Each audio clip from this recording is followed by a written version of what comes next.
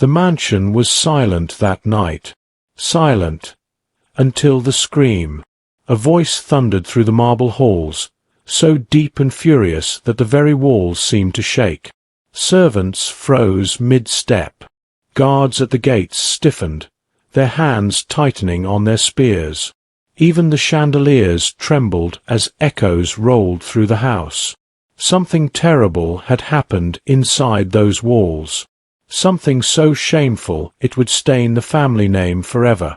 The master of the mansion, the great billionaire, stormed down the corridor, his footsteps slamming against the floor like drums of doom. His face was carved with rage, his eyes burning with betrayal. That night, he saw something no father should ever see, and what he found behind that heavy mahogany door would change everything. But how did it come to this? To understand the scandal that would shatter one of the richest families in the land, you must first understand Billionaire himself. He was a billionaire, a man of immense wealth, power, and respect. His empire stretched across cities, banks, factories, fleets of cars. His mansion stood like a palace. Servants bowed when he entered. Leaders called him for advice. His name was power. His word was law. And above all, he treasured one thing more than his billions, his family's legacy. His son, Adissa, was meant to inherit it all. The money, the name, the empire. But there was one problem. Adissa was nothing like his father. Where the billionaire was disciplined, Adissa was reckless. Where the billionaire was feared, Adissa longed for freedom.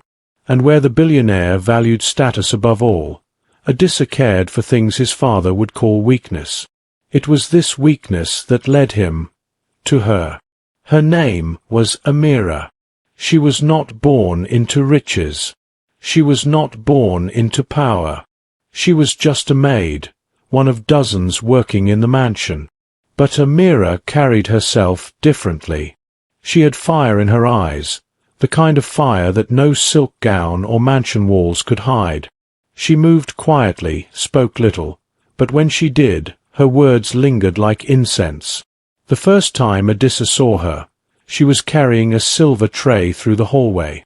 Their eyes met, just for a second. But that second planted a seed of trouble. And trouble was exactly what it grew into. Wait, hold on. Before we continue, I want to know something. Where are you watching from? Just drop your name and location in the comments. I'll be reading them, and I'll give shout-outs in the next video. This is your channel too, and your little support keeps us going.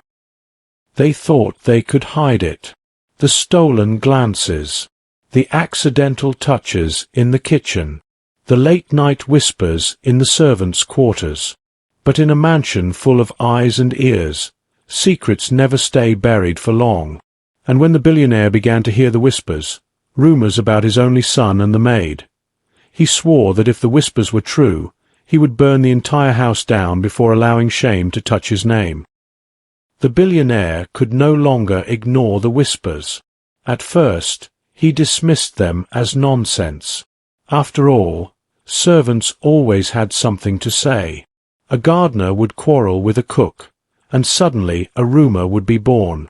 A driver would envy another's tips and invent a scandal. He had heard it all before, and most of it was useless chatter. But this time, the whispers did not fade.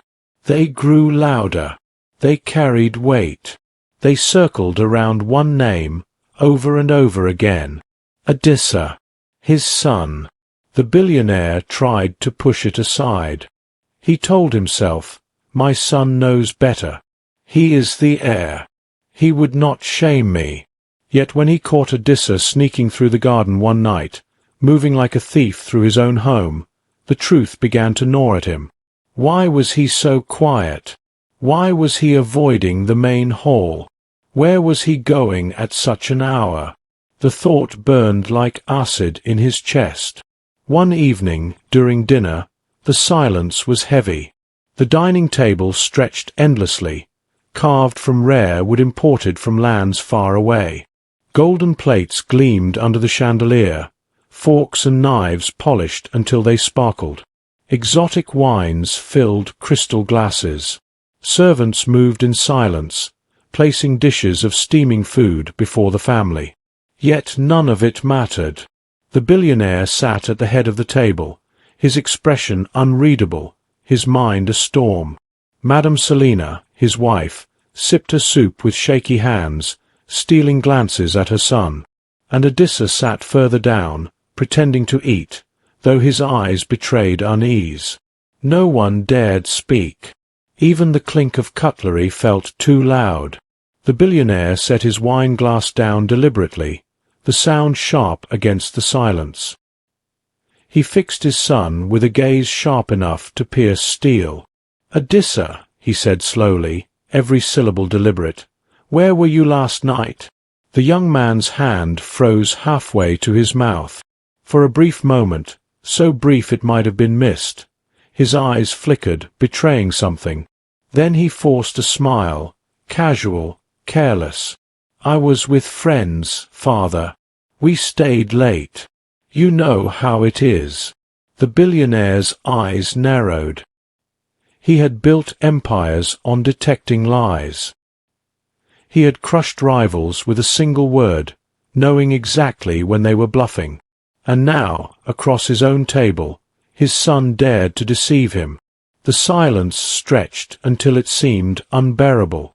Finally, the billionaire leaned back in his chair. His voice was low, but it carried the weight of thunder. "Do not forget," he warned, "you are my son, the heir to everything I built, and I will not have my name dragged through filth." Adissa nodded quickly, bowing his head as though in submission. But his eyes betrayed him. Fear, guilt, secrets. The billionaire saw it. And he knew. That night, he called 2 of his most trusted guards, men who had served him for years, whose loyalty was unquestioned. "You will watch the servants' quarters," he commanded, "day and night. Bring me word of anything unusual. Do not fail me." The guards bowed deeply, their faces pale. They knew the weight of this task. It did not take long. Within a week, one of them returned with a report. He knelt before the master, eyes averted. "My lord, forgive me, but I saw him, the young master." He slipped into the maid's room. The door closed behind him. The light burned long into the night. The billionaire's jaw tightened. His worst fears had been confirmed. Rage boiled within him, hot and unrelenting. Shame seared his soul. His hands clenched until the knuckles turned white. "Bring me no more rumors," he barked. "The next time, I will see it with my own eyes." And so he waited, patient, cold, silent. Adissa, blinded by love and arrogance, saw none of it. He thought his secret was safe. He thought the mansion was too big, the servants too fearful, the guards too silent. He thought he could keep playing with fire and never get burned. But fire always leaves ashes. And one night, when the mansion was quiet and the world was asleep, the billionaire rose from his bed. He walked the halls like a shadow, his footsteps silent, his rage alive. He pushed open the heavy mahogany door. And there, the truth revealed itself. The door swung open, and time seemed to freeze. The billionaire's eyes widened, and for the first time in many years, the mighty man was struck speechless. His heart hammered against his chest as though trying to escape. His jaw clenched so tight it hurt. The scene before him was a scar he would never forget. In the faint glow of the bedside lamp, his only son lay in the arms of Amira, the maid. The young man's shirt hung open, his hair damp with sweat. Amira's head rested on his chest, her dark hair spilling like a curtain across the sheets. The air was thick, too thick, filled with the smell of perfume, sweat, and betrayal. Clothes littered the floor. A shoe kicked aside near the door. A dress draped across a chair. Sheets twisted in shame. The boy who carried his name, the boy meant to inherit his empire, had dragged that name into the dust. For a heartbeat, silence reigned. Then the storm broke. "Adissa!" the billionaire roared, his voice booming like thunder, shaking the very walls of the mansion. The young man bolted upright, panic flashing in his eyes.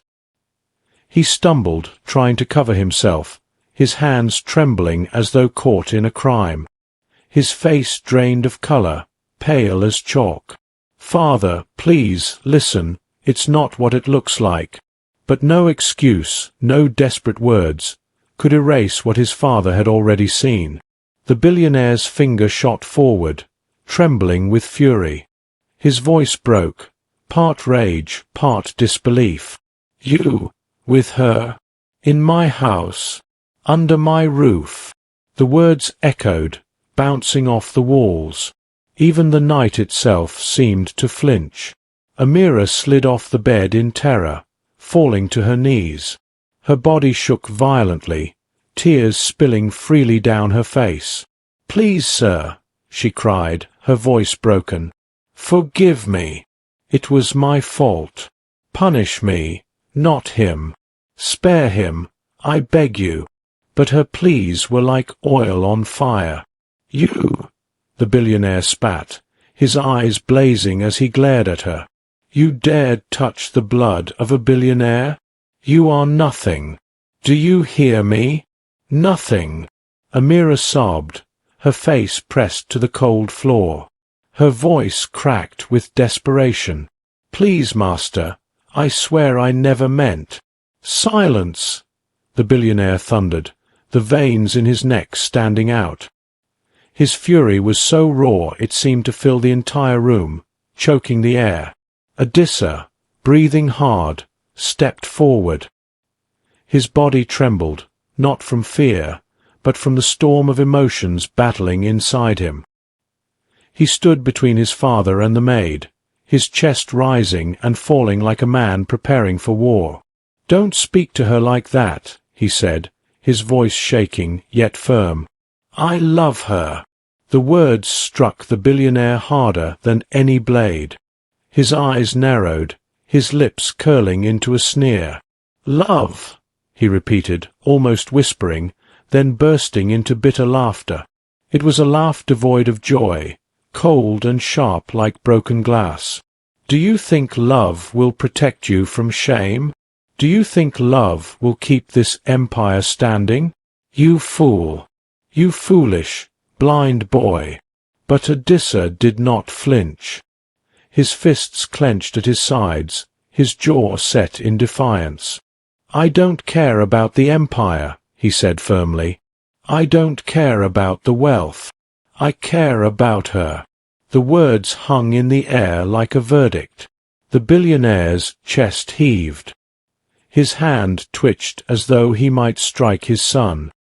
His eyes glistened, not with weakness, but with a fury so deep it bordered on madness.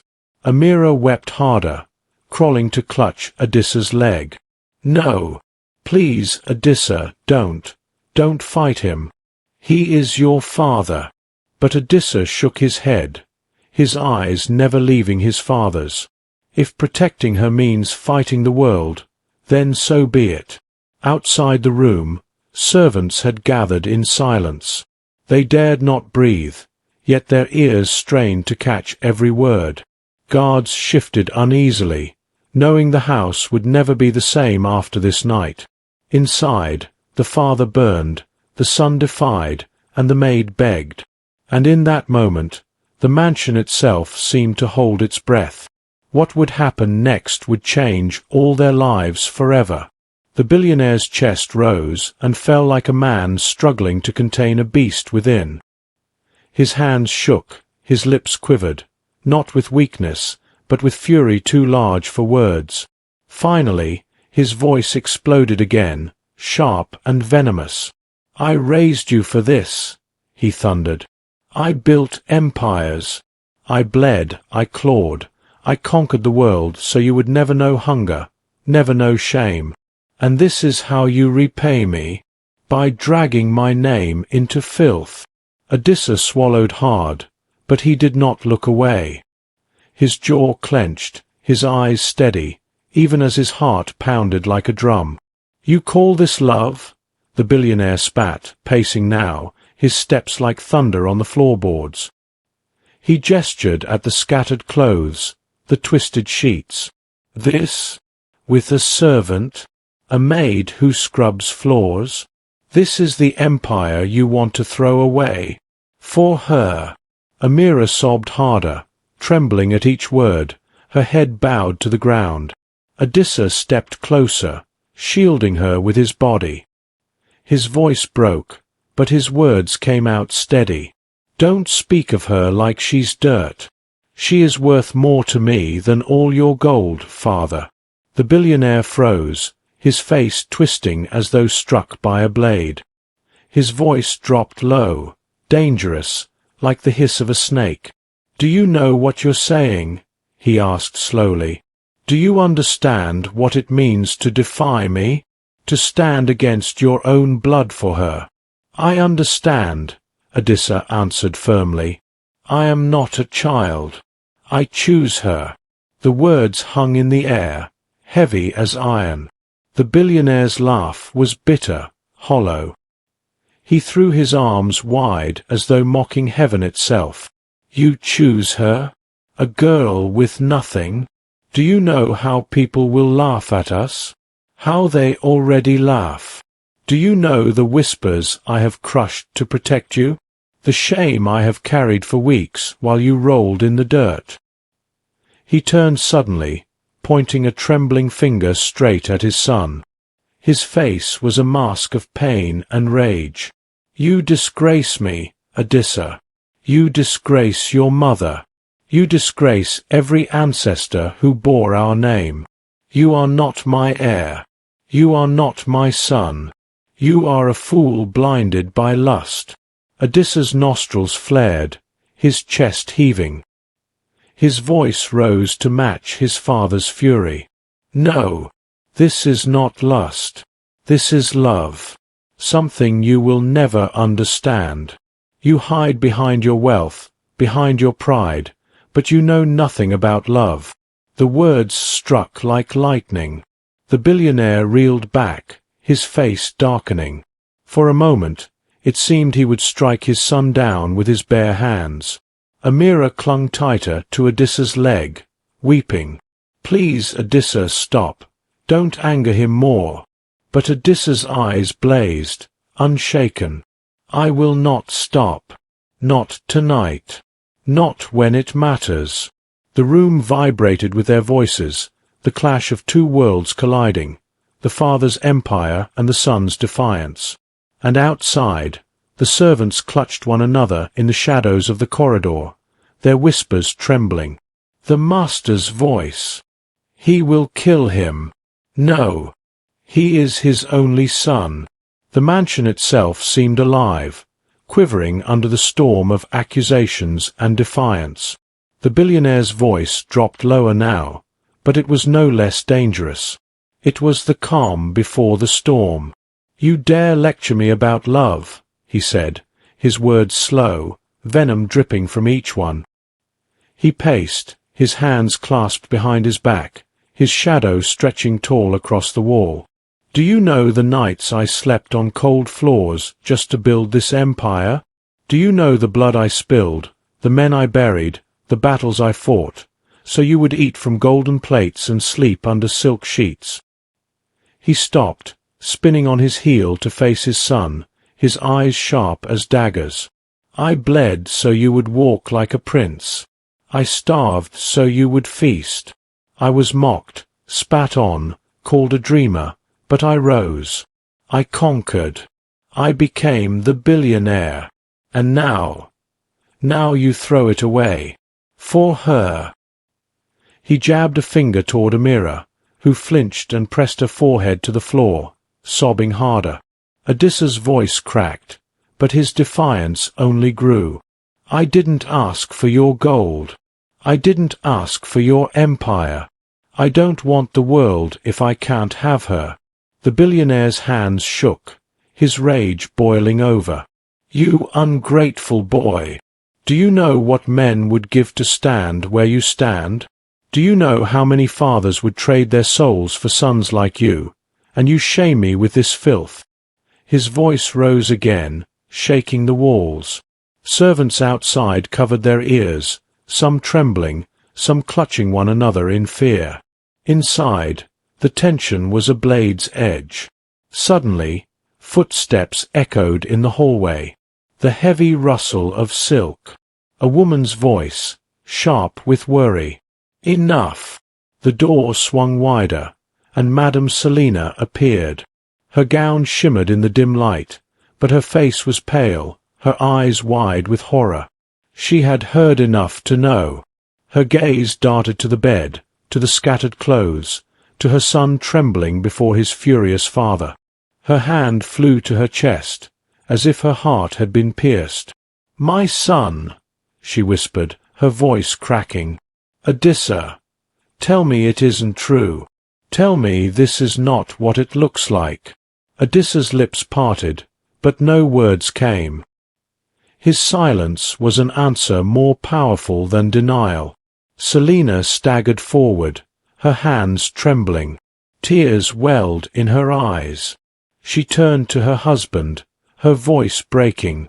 "You let this happen under our roof, our son, with a servant." The billionaire's face hardened. "I did not let it happen. He did this. He disgraced us." Selina's tears fell freely now, streaking down her cheeks. She turned on Adissa, her grief spilling into rage.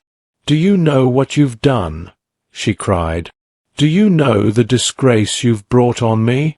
On your father? On our family? I dreamed of alliances, of marriages that would raise our name even higher. You were meant to bring honor to us. And this is what you choose? A maid." Adissa flinched as though struck, but he forced himself to stand tall. "I don't care about alliances. I don't care about riches. I care about her." The words sliced the air like a blade. Selina's face twisted in anguish. In one swift motion, her hand lashed out, striking him across the cheek. The sound echoed in the room, sharp and final. Adissa's head snapped to the side, his skin burning, but he did not retaliate. He simply stared at the floor, silent, tears welling in his eyes. Amira let out a broken cry, crawling toward him, but the billionaire stepped forward, his face like stone. "Enough," he said coldly.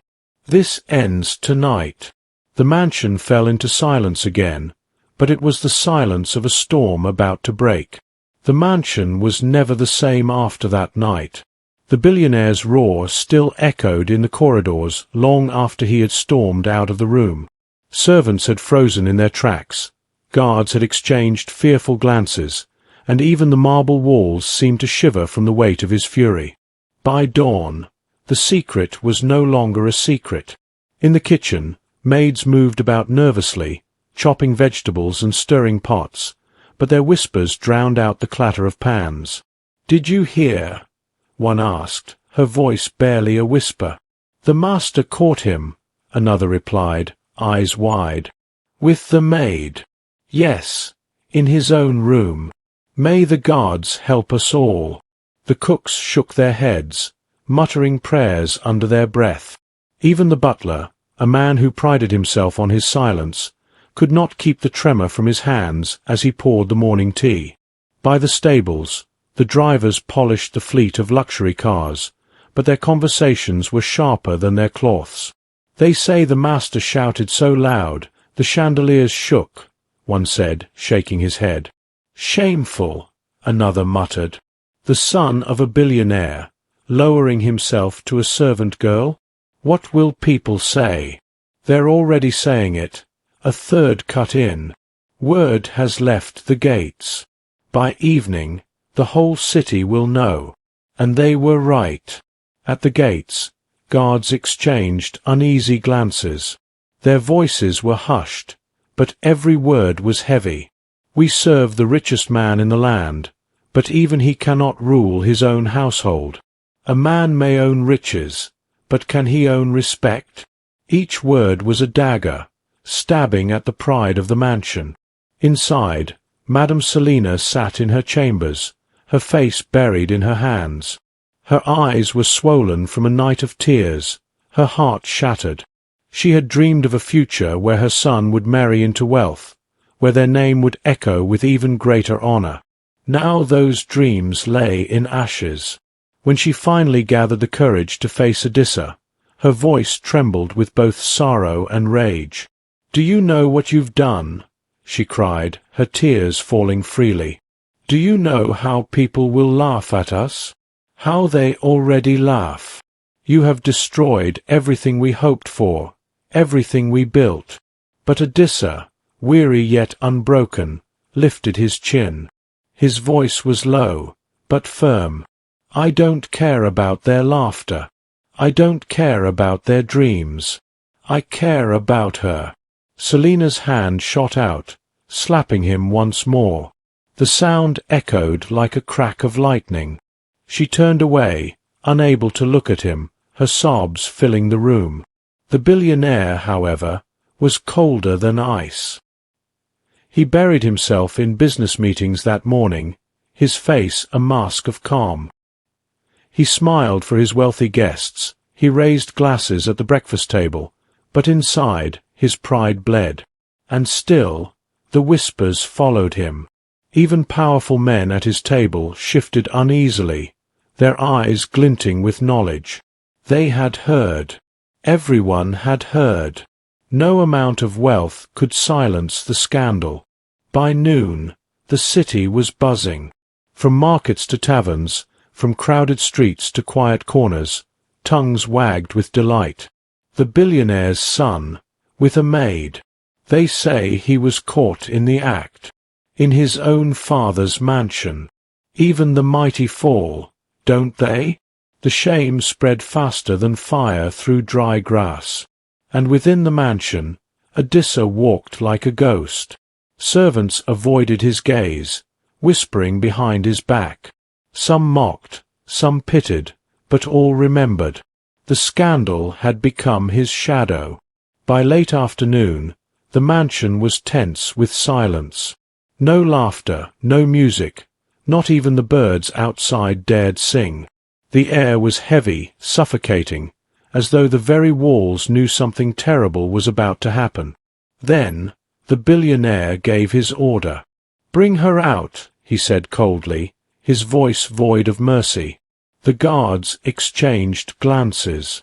None of them wished to be the hand that carried out this command, but in this mansion, disobedience was death. Two men stepped forward, their boots echoing like drums of doom against the marble floor. They marched toward the servants' quarters, their faces grim, and soon the silence of the mansion shattered. "No! No, please!" Amira's screams rang out, sharp and desperate. The guards dragged her by the arms, her bare feet scraping against the floor. She struggled wildly, her sobs shaking her whole body. Her hair fell loose, covering her face, but it could not hide the rivers of tears streaming down. "Please, forgive me," she cried, her voice echoing through the corridors. "Have mercy. I never meant harm. Spare me." Servants froze in their tracks, their eyes wide with pity, yet none dared move. They watched from the corners, whispering, their hearts pounding with both fear and sorrow. Adissa heard her cries before he saw her. His blood ran cold. His heart thundered in his chest. He rushed into the hall just as the guards pulled her past the grand staircase. "Stop!" he shouted, his voice raw with desperation. "Leave her. Don't touch her." He lunged forward, trying to tear her from their grip. For a moment, his hands found hers, their fingers locking together like chains refusing to break. "Adissa!" she cried, her voice breaking. But the guards were stronger. They yanked her back, her hand slipping from his grasp. He stumbled, falling to his knees, his heart ripping in two. "Father!" Adissa roared, turning toward the shadow at the top of the staircase. The billionaire stood there, cold, unmoved, his arms folded across his chest. His face was stone. "Please," Adissa begged, his voice cracking. "Don't do this. Don't take her from me.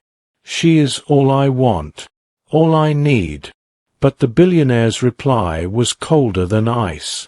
"She is nothing," he declared, "and you will learn that my will cannot be defied." Amira screamed again as the guards pulled her toward the massive front doors. Her knees scraped against the stone steps, her cries echoing through the grand hall. "Adissa! Adissa!" she wailed, her voice echoing like a curse across the mansion. Adissa fought like a madman, shoving guards aside, swinging his fists. One fell back, blood trickling from his lip. Another grabbed him from behind, forcing his arms back until he roared in pain. But he refused to give up. His body shook, his voice thundered. "Let her go. She is mine. I love her."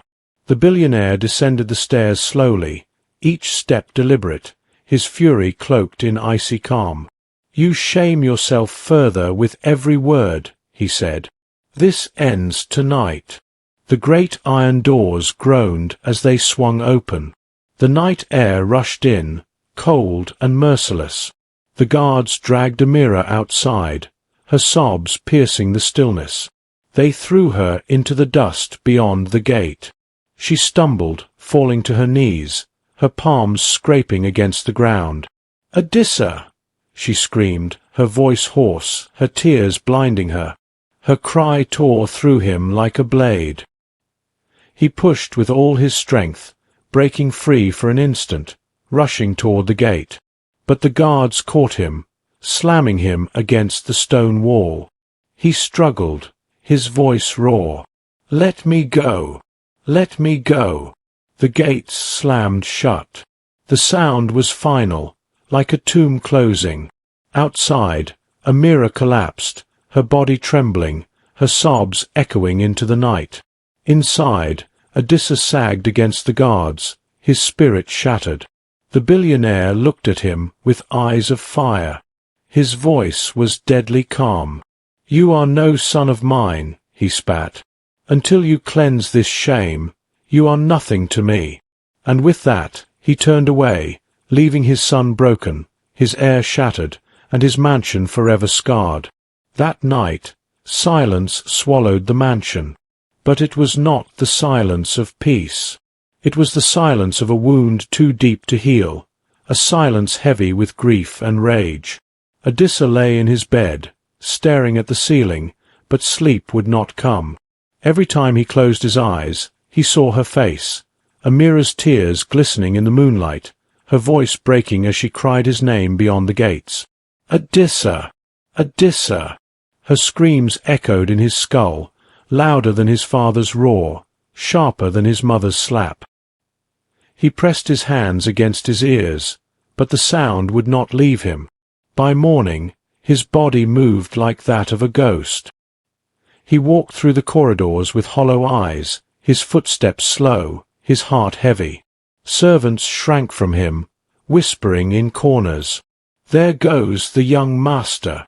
He fought for her. He was defeated." Their words cut deeper than knives. At breakfast, the grand dining table stretched wide as always, laden with silver platters and golden cups. But Adissa sat alone. His mother did not join. His father did not speak. The only sound was the clink of his spoon against porcelain, each strike a reminder of the emptiness within him. Finally, he pushed the plate away, untouched. He rose without a word, his chair scraping loudly against the floor. That evening, when the sun dipped low and shadows stretched long across the mansion, Adissa made his choice. He returned to his chambers, his hands trembling as he packed his belongings. Fine suits, gold watches, shoes polished to mirrors. Each item mocked him. None of it mattered. One by one, he tossed them aside, replacing them with simple clothes. A shirt, trousers, sandals. He filled a small bag.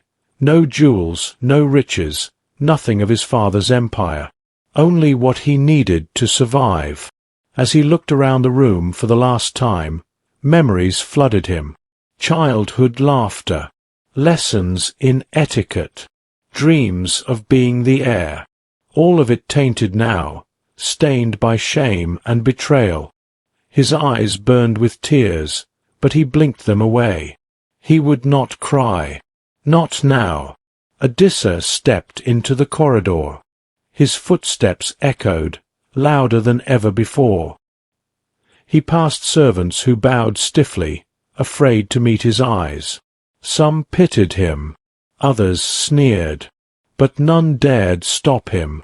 When he reached the gates, the guards shifted uneasily. "Where are you going, young master?" one asked cautiously.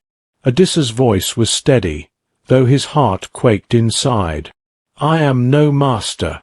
Not any more. Open the gates." The guards hesitated, but the command in his tone was undeniable. Slowly, the great iron gates groaned open, revealing the world beyond. Adissa stepped out. He did not look back. The gates shut behind him with a clang, final and cold. The sound echoed in his chest like the shattering of chains. He left behind the gold, the marble, the empire. He left behind the father who had disowned him, the mother who had struck him, the name that had once made him proud. All that remained was one thought, one burning fire that refused to die. He had to find her. Amira. Somewhere beyond the walls, she was alone, cast out, suffering, and he would not rest until he found her. The night swallowed him, but he walked on. Each step carried him further from wealth, but closer to the only thing that mattered. The road outside the mansion was quiet, but not welcoming. Adissa walked with his small bag slung across his shoulder. The air was cold, and for the first time in his life, no carriage followed him, no guard walked by his side. He was just another man under the wide, unforgiving night sky. By morning, he reached the market square of the nearest village. The moment he stepped in, whispers began. Faces turned. Fingers pointed. "Isn't that the billionaire's son? What's he doing here? Dressed like that? They say he was caught, with the maid." The words followed him everywhere he went, crawling under his skin. At a food stall, he asked for bread. The woman looked him up and down, her lips curling. "You have money to pay, or are you here to beg like the girl you disgraced?" Adissa's chest tightened. He tossed a few coins on the table and walked away, but her laughter chased him down the street. That night, he slept under a tree. The ground was hard, the air damp, the mosquitoes relentless. He thought of his room in the mansion, soft sheets, golden chandeliers, warmth. But the memory only filled him with bitterness. He deserved this. The next day, he searched for work. At the carpenter's yard, they shook their heads. At the stables, they laughed in his face. "You," one man sneered, "the son of a billionaire, shoveling dung? Go back to your palace." Adissa clenched his fists, but said nothing. Pride had been stripped from him. Only determination kept him standing. Days turned into weeks. His clothes grew dirty, his body thinner. Yet he did not stop. At every corner, he asked. At every village, he searched. "Have you seen her? A young woman, Amira, cast out from the mansion months ago." Some shook their heads. Others smirked. One man spat. "You mean the maid who thought she was fit for a master? She's nothing." But Adissa pressed on. Through hunger, through ridicule, through exhaustion, he walked. His father's name no longer shielded him. It only brought him mockery. Yet every cruel word only hardened his resolve. He would find her. And then, one evening, after weeks of searching, he reached a small, quiet village at the edge of the hills. There, near a stream, he saw her. Amira. She was thinner than he remembered, her clothes simple and worn. But her face still held the light he had fallen in love with. And in her arms, wrapped in cloth, was a tiny child. Adissa froze. His heart slammed against his ribs. She looked up. Their eyes met. The world fell silent. Adissa's breath caught in his throat. For a moment, he thought it was a dream, that hunger and exhaustion were playing tricks on him. But no, it was her. Amira. She looked up from the stream, and when her eyes met his, the bowl in her hand slipped, crashing into the water. Adissa. Her voice broke, trembling. He stumbled forward, his legs weak, his bag dropping to the ground. Amira, it's you. And then he saw it, the child in her arms. His heart stopped. The baby whimpered softly, its tiny fists waving in the air. Adissa's eyes filled with tears. He reached out with shaking hands. Mine. Amira nodded, her own tears spilling freely. Ours. Adissa fell to his knees, his chest heaving, as he pressed his forehead to hers. For the first time since leaving the mansion, he felt whole again. Love had survived. Adissa stayed. He did not care that the hut was small, with a leaking roof and cracked walls. He did not care that dinner was often nothing but a bowl of thin porridge. He did not care that the villagers still whispered when he walked past, because in that hut he had Amira, and now he had his child. Nights were no longer silent with loneliness. He cradled the baby, rocking him gently, whispering promises of a better tomorrow. Amira would watch, her heart torn between joy and fear, but always she smiled when she looked at them together. The son of a billionaire had become just another man in the village. But he worked, chopping wood, carrying loads, fixing roofs, anything to earn a coin. And every night, when he returned, Amira was waiting. Their little family was waiting. Still, shadows lingered. Sometimes, when Adissa caught his reflection in the stream, he remembered the mansion, the empire, the father whose eyes had burned with rage. He wondered if he had truly escaped, or if one day that door would open again.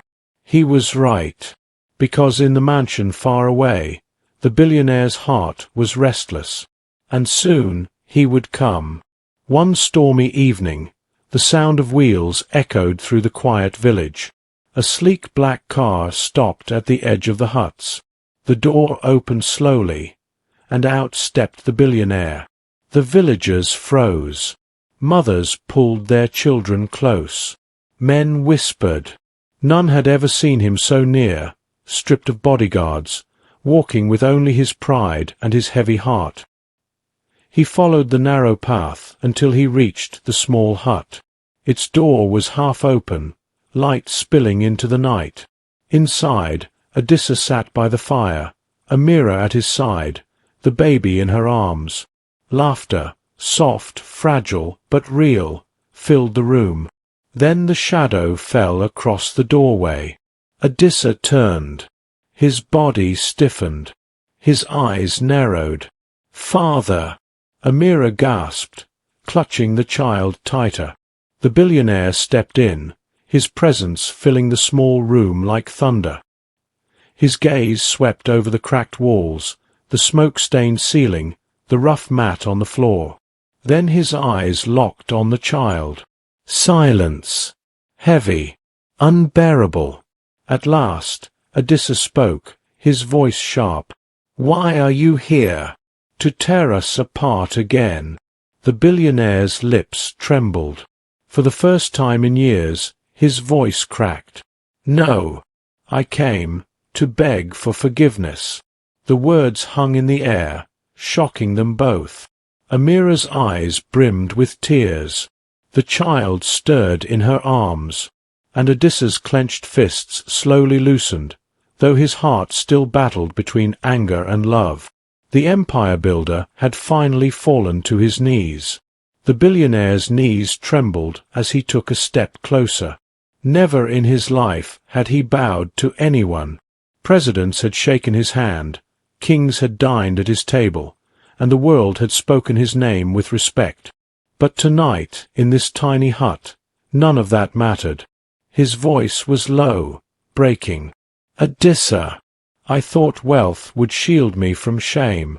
I thought pride would protect me. But it only left me empty. My son, I am here not as the billionaire the world knows, but as a father who has lost too much." Adissa's jaw tightened. He stood between Amira and the man who had once thrown her out like trash. His voice was cold. "You came too late. When she cried at your gates, you did not listen. When I begged, you turned your back. Now you come here, in the night, speaking of regret." The billionaire flinched. Every word was a dagger. He turned to Amira, his eyes softening. "And you? I wronged you most. I judged you by where you came from, not by your heart.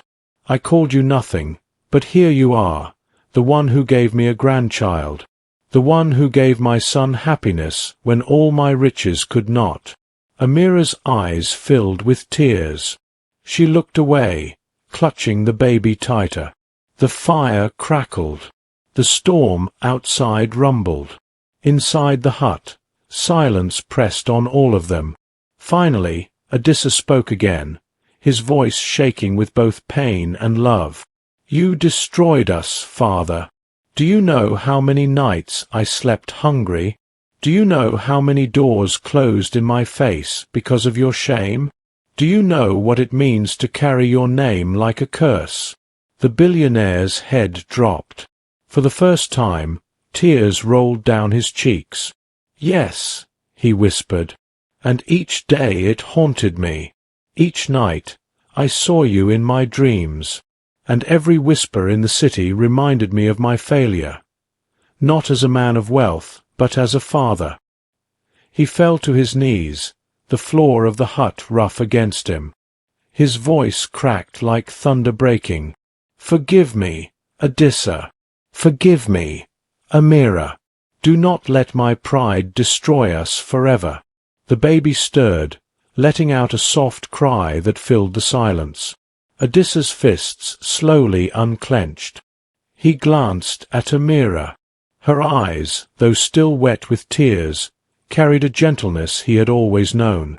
Amira placed a trembling hand on his arm. "Love does not grow where hate is watered," she whispered. "But perhaps tonight we can plant something new." Adissa closed his eyes, the weight of years of pain pressing on him, and then, slowly, he stepped aside, letting his father kneel before the child. The billionaire reached out, his hands shaking, and touched the baby's tiny head. The warmth that spread through him melted every wall of pride he had built. He whispered, more to himself than anyone else, "Here lies my true legacy, not in gold, not in empires, but in this heartbeat." The storm outside began to fade, leaving only the sound of rain washing the earth clean. For the first time in years, father, son, and mother sat in the same room, broken, scarred, but together. And so the lesson was written in their hearts. Pride builds walls, but love tears them down. Even the richest man is nothing without family. And so, in that humble hut, forgiveness was born. The billionaire learned what his billions had never taught him, that true wealth is not measured in gold, but in love, in family, in forgiveness. And that is the lesson of this story. Now, before you go, this channel is still very new, and your support means the world to me. If you felt this story, if it touched you even a little, please drop a comment below and let me know where you're watching from. I'll be reading every single one, and in my next video, I'll be giving shout-outs to some of you. Don't forget to subscribe too. That's how you help this growing channel bring you more stories every single day. Together, we'll build a real family here.